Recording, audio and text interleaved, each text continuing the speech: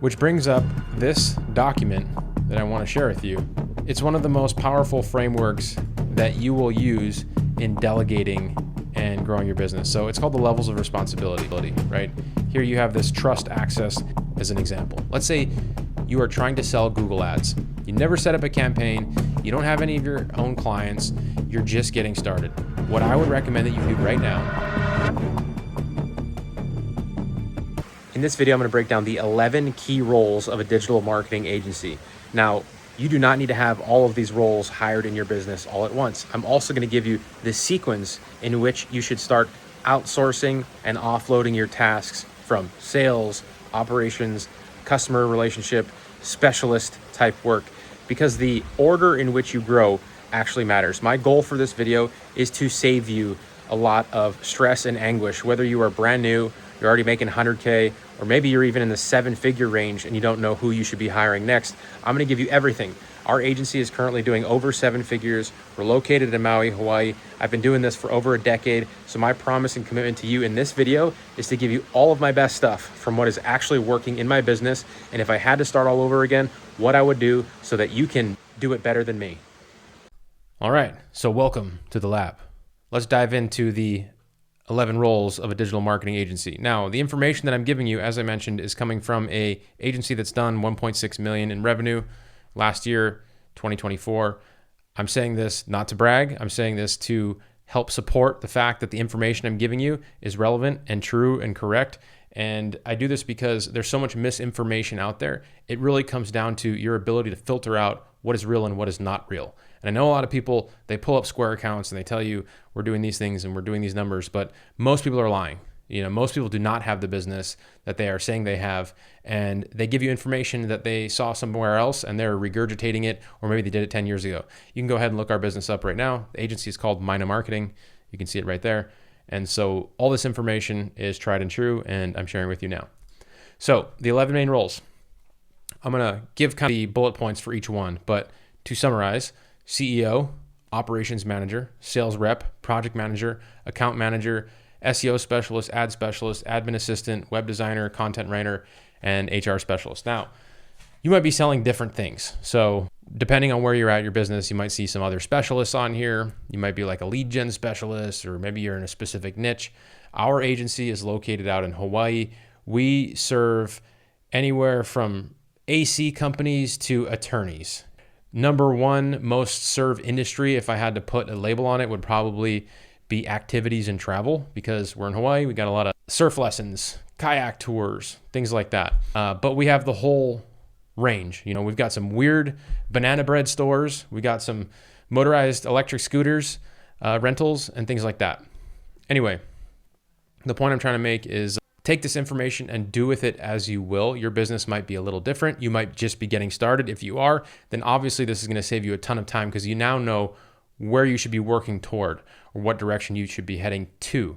I wish I had this video when I was getting started. If you're already making strides and progress, you're going to get some nuggets to apply to your business, and hopefully that's going to save you a lot of time and money. So CEO, I'm going to give you roles and responsibilities of each one of these roles. And then I'm also going to give you when you should hire. Obviously, the CEO is going to be you in the beginning. And also, if you're brand new, by the way, you're going to be doing all these things. Congratulations. That's why it's difficult to start a business. If you're brand new, you're going to be doing all these things. Or actually, I'm going to get into a little bit more on why you're not going to be doing the specialist stuff. For the most part, in the very beginning, you're going to be doing pretty much everything. And I should also add, at our agency, we sell Google Ads, we sell SEO, we sell websites, and then we also sell high-level software, Go high-level software. We can talk more about that later. High-level software allows us to keep our monthly subscriptions ongoing each month. It's more of a retention play and adding value to our clients than anything. Again, we'll talk more about that later. So these roles, CEO is really responsible for crafting the vision of the company, the direction. You're also responsible for making key hires, working towards key partnerships, maybe even working with key customers, the bigger customers in your business. You're really focusing on building a team. Now, in the beginning, it's really difficult to do all those things and act as a CEO, because you're really working in a business rather than working on the business. CEOs usually work on the business. Doesn't mean that they're not involved. They're just involved in different ways. And so CEO, that role really comes up and into fruition a little further down the road. When you're just starting your business, please don't give yourself a CEO title, because that's not really what you are. What you really are is you're trying to just get some traction. Just be humble about it. Go out there, get some traction, take your licks, put your reps in, and I promise it'll be a lot easier. So CEO, and I just realized that I have these bullets not in any order of hierarchy or anything like that. I just put them in the way that they came to my mind.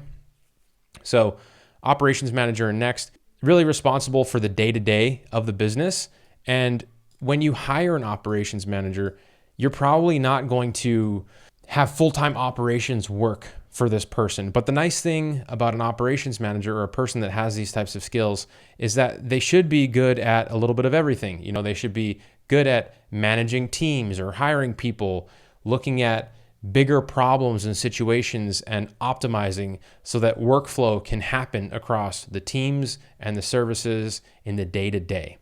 And so that as an operations manager, usually in the early days of an agency, I see project managers turn into operations managers because project managers will have a lot of similar skills, especially if you're in a startup. If you're in a startup, you usually have to wear many hats. Doesn't really matter what role you're in. You see content writers becoming project managers, becoming SEO specialists. You also do a lot of those things in the beginning yourself, but a lot of the skills that come from learning project management can later be punted into operations. The next role that we have here is a sales rep. Now, sales reps, there are a couple different types of sales reps. There are internal sales reps and external sales reps. Some people have different meanings to those. For me, an internal sales rep is somebody that handles inbound leads. Anything from, Facebook ads or YouTube or organic SEO, anything that comes in, anybody that's calling your business line, filling out a form, responding to an ad, that's an inbound lead. That's an inside sales rep. That's their responsibility. External is somebody that's more responsible for actually generating their own list, going out and getting their own book of business. But obviously both are closing deals. They're helping to onboard clients because once they sell somebody, they need to hand them off to the team. Usually when someone has sold something, they've built rapport with your salesperson. They want to work with Greg, but once Greg closes them, that's actually not what he's good at doing. He's not good at fulfillment. He's not good at project management. So he needs to meet the rest of the team. So onboarding is an important piece of the puzzle. And that being said, your sales reps should be able to collaborate with the rest of the team in order to make sure that that goes smoothly. So project managers manage your client projects.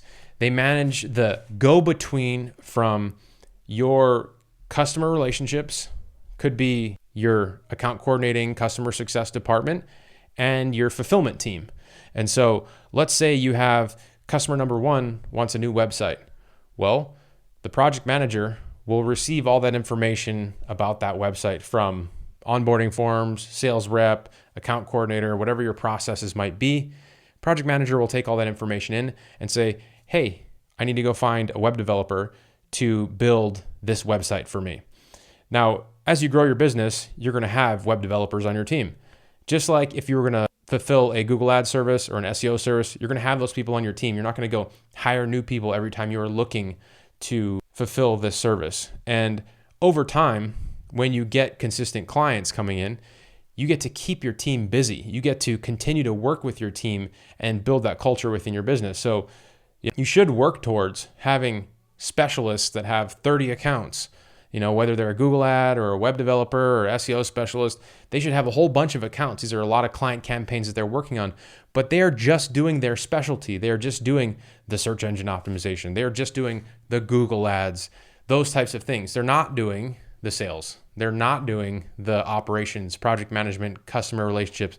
These are all different skill sets. And I would say that this type of business that I'm sharing with you and how to build, I call this a boutique style agency. There are big agencies out there, big box companies, no need to name any names, but that's kind of like the old guard of marketing agencies. When I lived in New York, you see the Mad Men type building agencies that are out there. Those still exist, of course, but there's actually a new age of agencies out there today, and they are these smaller boutique style agencies. You also have freelancers. These are individual people that might have a couple of clients, but then you have people that evolve from that into what I would call a boutique style agency, which is this, where you have a team of experts and specialists that you cultivate and that you provide service for a handful of clients, anywhere from 50 or less, or maybe 100 to 1,000. That's still a boutique style agency. And revenues can range anywhere from 6 figures a year to 50 million a year. That's really still a boutique style agency. And so sales rep, project manager. So project managers get all the production done. They're responsible for being the go-between for your clients and the work that is getting done. Now, they will do all the quality checks. Say you get a website project in, and then you have a web developer build it. They're going to be the one that is working with the developer to make sure that everything that the client wants on the website is actually there and being built.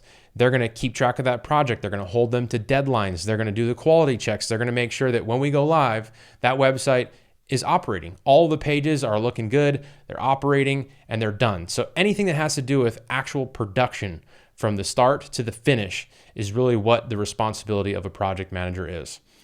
The next role is an account manager. Now, people call this a customer success person, customer relationship, support person.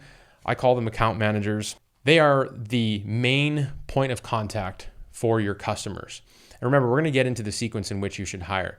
Obviously, if you're talking to all of your clients right now in your business, this is something that you might want to think about hiring. It kind of just depends on what your cash flow is and how much you can afford in order to hire someone. So you might have to get creative with the way that you structure that deal. But anyway, account managers should do everything from sending reports, be the person that is responsible for the initial contact, getting on monthly Zoom calls with your clients. Anytime a client is emailing a company, they should be emailing an account manager. The account manager should also be an advocate for the client. Like, let's say that the campaign is not doing well and the client is saying, hey, what the hell is going on? I'm paying you guys. You're not doing a good job. I'm about to leave. The account manager is the first line of defense that comes back to the team and says, hey, this guy's pissed. He's about to leave. Why are the Google ads not performing? What can we do to make them better?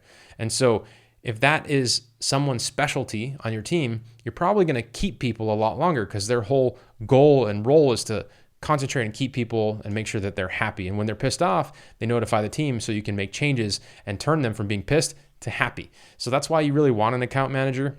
And I will also say that the goal for a boutique style agency, at least for the way that I teach people that they should be building one, is really to sell subscription-based services. In order to build a team like this, you need to have some cash flow coming in so you can pay everybody. Now, I'm talking about bootstrapping your business. I've never taken on any form of funding or capital to start and run my business, but what I have done is sold subscription-based services that allows me to have a nest egg of capital each month. Each month I don't start over again with $0 in the bank account. I start the month with, 10,000 a month coming in from my 4 clients. Those are just hypothetical numbers, but that allows me to pay the different people on my team. It allows me to make decisions that are much better for my business rather than what I need to do to get money. And so selling subscription-based services is key. If you're just somebody that's selling one-off services like websites, that is what I did in the beginning. You should start to consider what you can sell on an ongoing monthly subscription, whether it's AI software, Google Ads, SEO, reputation, social media. There's a whole bunch of things that you can sell. That's not the point of this video. So I have SEO specialists and ad specialists. As I mentioned, we sell Google Ads and SEO. I also have web designer. I would call that a specialist. Those are 3 different types of contractors. You want people that are good at doing SEO, people that are good at running Google ads or Facebook ads or paid traffic, whatever platform you're running on. You want people that are good at building websites. And you know what? There's a lot of people out there that are good at doing these things. And so, an SEO specialist is going to do everything from optimize a website, come up with good strategies to get links, find other off-page signals that are going to drive relevance to these websites. They're going to keep track of rankings. They're going to tell you how to improve things. They're going to drive the overall strategy of the SEO campaigns for your clients. And Google Ads specialists are going to do the same thing. They're going to come up with the campaigns. They're going to launch them. They're going to set them. They're going to do keyword research, just like SEO specialists are going to do keyword research as well. They're going to set up the tracking, the conversion trackings, so that they know their ad campaigns are doing well. They're going to monitor those campaigns all month long and make sure that they are performing well, that the click-through rate is good, that we're not overspending, we're not underspending budget, that we're actually getting purchases and bookings and sales and things are on track. Because if they're not, we need to get them on track so we're not wasting money each and every month. And so that's a Google Ads specialist. A web developer is going to do pretty self-explanatory things. They're going to build websites for you.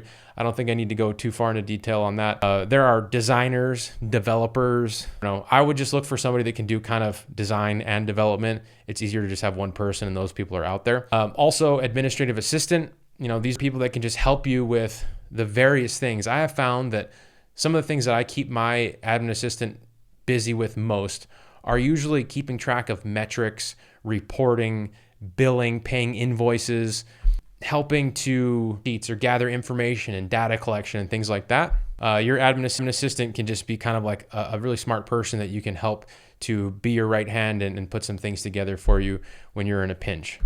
And content writers, they are going to create content for the websites, for your SEO campaigns, or maybe your custom website projects when they need content. Now, obviously, there are AI tools out there that write content. So for us in our business, we're based out of Hawaii. We have a pretty specific market. The AI content generation still isn't really quite there for Hawaii-based businesses. So we do a lot of manual content writing still till this day. You can decide whether or not you want to have a content writer or not. I still recommend that you don't take anything from AI and just use it. I would at least recommend that you have a human going over it, editing it, proofreading it for you and for your clients. Because, honestly, that stuff needs to be polished up. It's not just always great right out of the gate. And then finally, an HR specialist. Now, you don't need an HR specialist if you don't have a team. And usually, HR specialists, they come after you have 7 or 8 or 9 or 10 people. And right now in our business, we have all these roles and we have an HR specialist. And they're really just a contractor. They're not like a full-time employee, but they are support for me and operations manager and leadership team, our other managers. And they are a support for the people strategy. They really help us come up with different policies and make sure that we are doing them well. We're a system and a business and an operation that is compliant. It has a solid, strong culture. We're not acting based out of emotion, acting based off of facts and metrics. And sometimes, at least for me, I'm a CEO that really cares about my people. I'm also, I wear my emotions on my sleeve. So if I'm mad or upset or frustrated or pissed, you can see it, I can't hide that. And sometimes I know that I need to run some of my thoughts by other people. So I like to surround myself with great people. HR department is one that has saved me so much it was just such a smart investment into my business in doing it. And so it really saves me a lot of time, a lot of stress, and helps me to think through some of the decisions relating to people, job hirings, roles, responsibilities, and things like that. Not everybody might need this role right away. It's probably, out of all of these things, it's probably the last one that I've hired and put together. So now that I've talked a little bit about the 11 main roles in an agency, depending on where you are at in your business, you may have some of these already. You might not have some of these. You might have a more niche specific agency where you have something here that I'm not talking about, but you will definitely have the majority of these if you are making multiple 6 figures. But where do you start? Who do you hire first? What's the best, most strategic way to bring some of these people in? Because at the end of the day, when you're just getting started, you're going to have to do all these things yourself. And whether you know it or not, I didn't know it at the time. When I first got started, I was building websites. But even from that very first client, I had to sell that client. I had to make sure that I fulfilled the project. That's the specialist stuff. I managed the project. I managed the customer relationship. I found out where I was going to get the content written, or I wrote it myself. I did all those things myself. It's good. That's how you learn to run a business. People that bootstrap these businesses, they find themselves with so much more skills than people that take on a bunch of funding. When people take on funding, they usually just hire all these roles right out of the gate.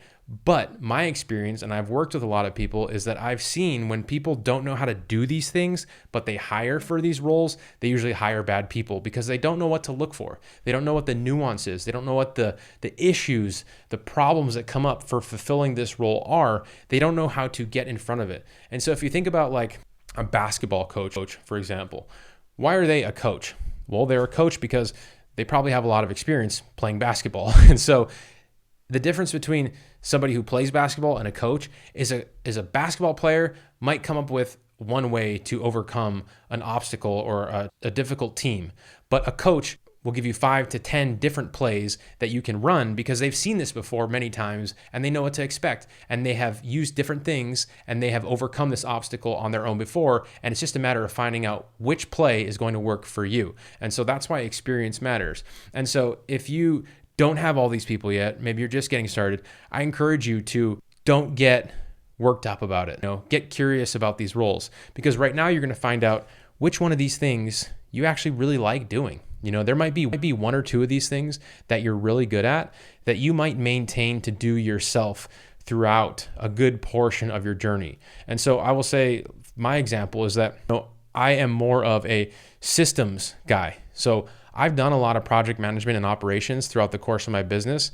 It was some of the later stuff that I started to bring in team and help with. And so I didn't have to invest in that right away because I was interested in doing that. You might be an SEO specialist and love doing it.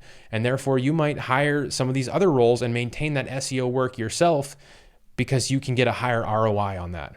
And if that's not you, maybe you're good at doing sales. And so you won't hire a sales rep as fast as humanly possible, which brings up a good point. Hiring a sales rep is usually something that most people want to outsource first. I can't tell you how many times I have seen brand new people come into our Facebook group. By the way, if you haven't been to our Facebook group, we've got about 17,000 agency owners that are following the methods that we teach, just like this, on how to grow their agency. You'll want to go check it out. I'll put a link in the description of this video. But I can't tell you how many times I see people that say, where do I find a sales rep? Because they don't want to close deals. They don't want to send emails. They don't want to find an interesting way to get attention, pique interest, pick up the phone. The reality is, just like I said, if you have never done any closing or sales or brought anybody into your service, how are you going to manage somebody to do that? And so that's what this next step is. I'm going to go over, if I had to do it all over, the growth path that I would take to grow my business. And again, this is based off of my experience. Like I said, I'm bootstrapped. I didn't take on any capital. I started out right here in the beginning, all by myself, $0 in revenue, goose egg, as they say. And so the first person that you need to hire when you have very little to no revenue, and you can actually do this with no revenue, is you need to first figure out what you're trying to sell. Let's use the website. Well, let's use the Google ad as an example. Let's say you are trying to sell Google ads. You never set up a campaign. You don't have any of your own clients. You're just getting started. What I would recommend that you do right now is you go to a place like Upwork or Online Jobs PH and you post a job looking for a Google ad specialist, and you start talking to them and you say, I'm looking for a Google ad specialist to help me fulfill my campaigns.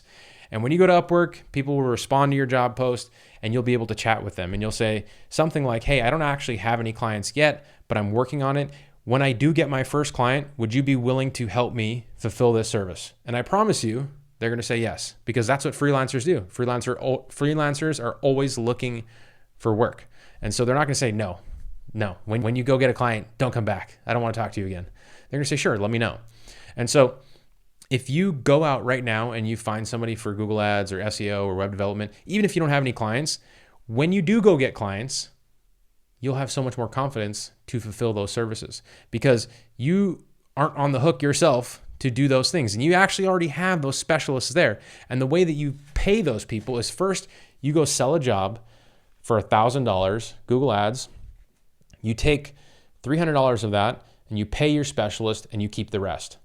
So you collect the money up front. It's one of the reasons why digital marketing and building an agency, especially in this new AI world, is so lucrative. It's because you can collect money up front. And when you collect the money up front, then you can go get the work done with other people's money. You don't even have to use your own money. And so back to this timeline here, what I would recommend is you pick the thing that you want to sell, or maybe the 3 things or the multiple things, and then you go talk to and build your portfolio of people that will help you fulfill those services. So you can do that with no money down, right? You can go right now and get 3 specialists in your Slack or in your Skype. You still have not spent any money whatsoever. Posting on Upwork is absolutely free. Now, the next thing I have here is an administrative assistant. In reality, I didn't really bring on an admin assistant till probably around this level. And it wasn't because I didn't need this person. It was because I actually brought in a content writer. I need to add a milestone here. I brought in a content writer to help me deliver articles for my SEO campaigns. And what I did was, and this is something you should think about doing for those of you that already have some great people that are on your team, is you should start to consider expanding what you do to the people that you already enjoy working with. It's much easier to promote and develop somebody than go find somebody new. And so for me, I had a content writer in the beginning, and we had great communication. She delivered work on time. The results were there. The quality was there. And I was like, hey, do you need more work? And she was like, yeah. I was like, can you help me, I don't know, manage these projects? And this content writer became kind of my first project manager and also my first account coordinator. I slowly gave her more responsibility, which brings up this document that I want to share with you.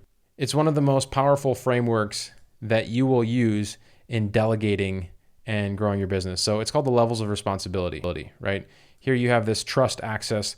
When you first start out with somebody, you say, hey, can you do this? Do this for me. This is in the topic of delegation or outsourcing. Can you do this for me? You don't have any trust with them yet. So you're saying, here's the exact instructions. I've already figured it out. I've already researched it. I've considered everything. Do exactly as I say. Do not deviate.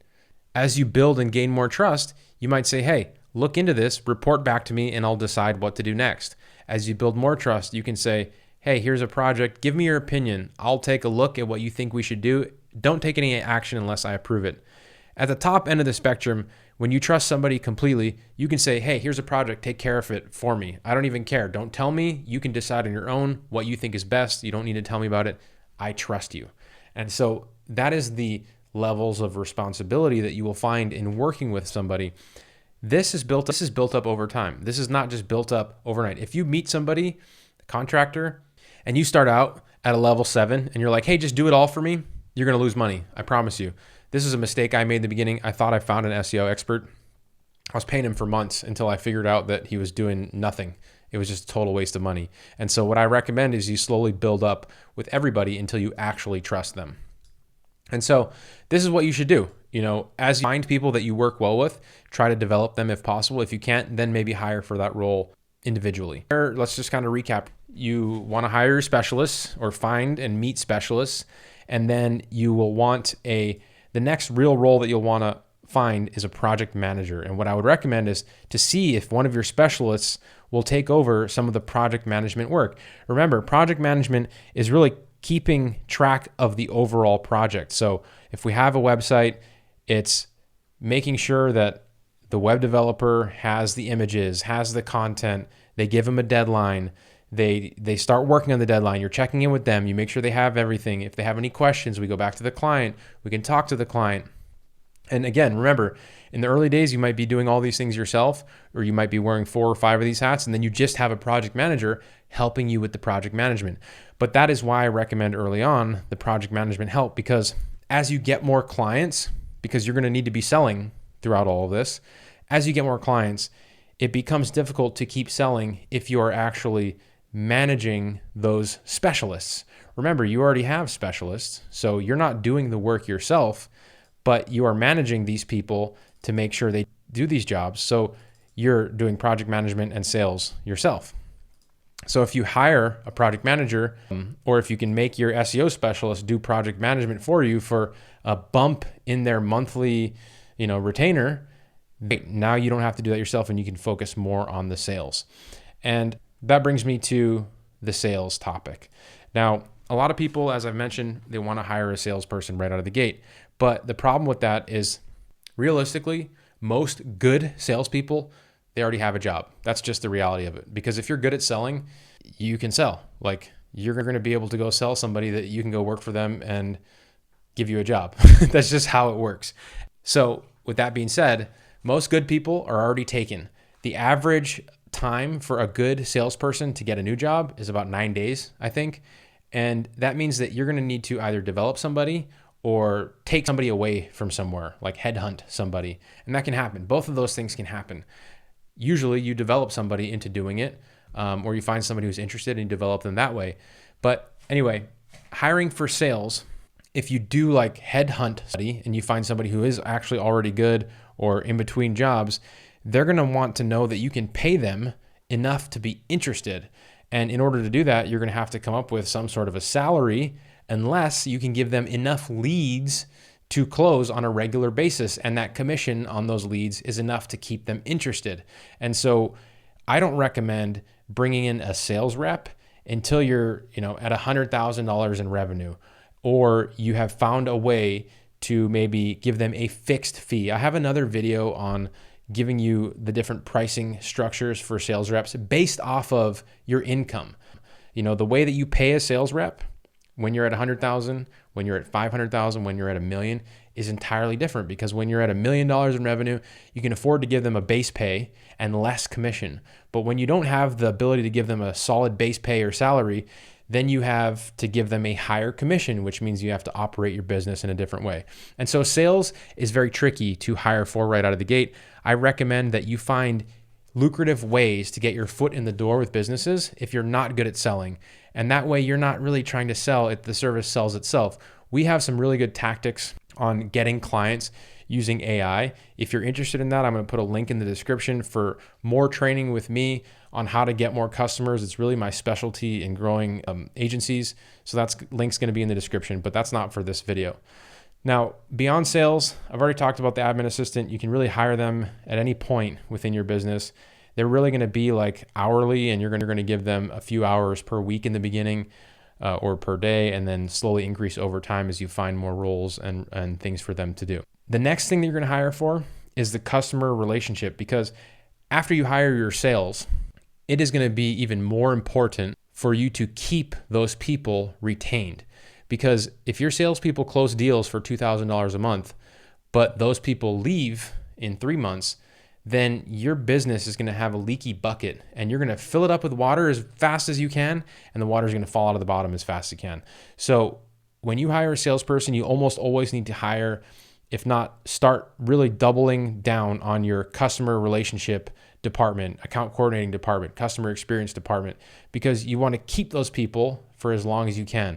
Your business starts to become about lifetime value of customers rather than just getting them over the finish line for one-time payments. So you go from sales to account relationships so that you can keep them on.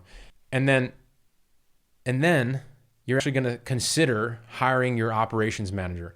I don't recommend that you hire an operations manager before you're at $500,000 to $1 million in revenue. What I would recommend is you start to develop your project manager to do some of these day-to-day operational things, and you just slowly increase them in revenue over time and try to develop them into becoming your operations manager, giving them some growth opportunities within your company. And that's really kind of the way to go. If you can't do that when you're at this kind of revenue, then start to consider finding an operations manager. What I would do if I were you is it's a little bit slower of a hire, like take your time with it. If you're interviewing a candidate, don't just hire them on the first date. Try to make sure that they can do all of the tasks that you need in the day-to-day to your business before you actually hire them.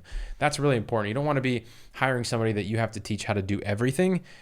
If you do make that sacrifice, then you probably shouldn't be paying them as much as you would be hiring as somebody that would have done this for 10 years, right? And so that's the next thing you should hire for. And then I put HR specialist at the very end because that's just really where I hired. And I don't know that I could have hired sooner. I think I found my footing in the HR department right when I needed to. And yeah, since it's not a direct revenue driver in your business, it's something that you want to reinvest in your business when you have a little more capital, but you also have to have a team in order to have that type of responsibility. You know, if you had nobody in your team and you try to hire someone for HR, they're not going to have anything to do. So it wouldn't make any sense. Now, all of these roles, there's a progression path, right, for each of them. As people get better in their skills, you know, they start out as kind of a junior, then increase their pay over time and make them a manager and make them a senior. Now, the nice thing about this business model, if you're bootstrapping, is that you can build a awesome business that generates cash flow and jobs and an awesome service to the community. Like, I can't even tell you all the businesses that we work with, to know that we're putting food on the table for all these businesses. We're keeping people employed. We're actually making an impact in the community just by doing what they do. And it is very fulfilling and rewarding. And it's not something that I really thought about in the beginning when I was getting started. Being completely transparent, I was really trying to figure out how to pay my bills. But to know that we do have that effect and impact in the community is awesome. And even beyond that, as we grow our team, to know that we have an impact on our team and we give people this great opportunity to grow with the company is probably one of the coolest things that you could do as an entrepreneur, you know, to take somebody with you as you grow and increase their compensation over time as your business grows in revenue, because they're all directly contributing to growing this revenue, is a pretty cool thing. So, you know, that should be the goal. The goal should be working with an awesome team, delivering an awesome service to the marketplace, creating these jobs, generating cash flow so you can live the life that you want, your team can live the life they want, and your customers can live the life that they want too. So it's all kind of a great business. I love it. I've been doing it for close to a decade now, and the impact that I have seen, not just from my business, but from the hundreds and thousands of people that I've worked with and coached in growing their agencies, is a super powerful one. And I believe that this year and the coming years are going to be some breakout years for this industry, because we're changing how we do things. You know, AI is changing the tools that we use, how we use them, and it's adding this additional layer to where if you meet a business owner who's not taking advantage of AI right now in their business, then their competitors are probably getting an edge on them.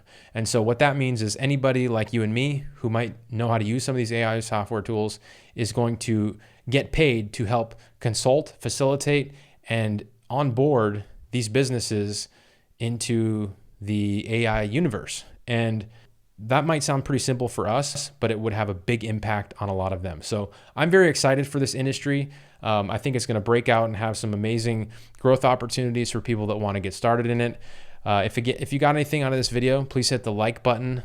Subscribe to the channel if you haven't. I'm looking to continue to grow this channel. I'm making a comeback to YouTube. Yeah, check the description of this video for more information. And if you have any questions that I can help you with, let me know in the bottom of the video, and I'll talk to you soon. Aloha.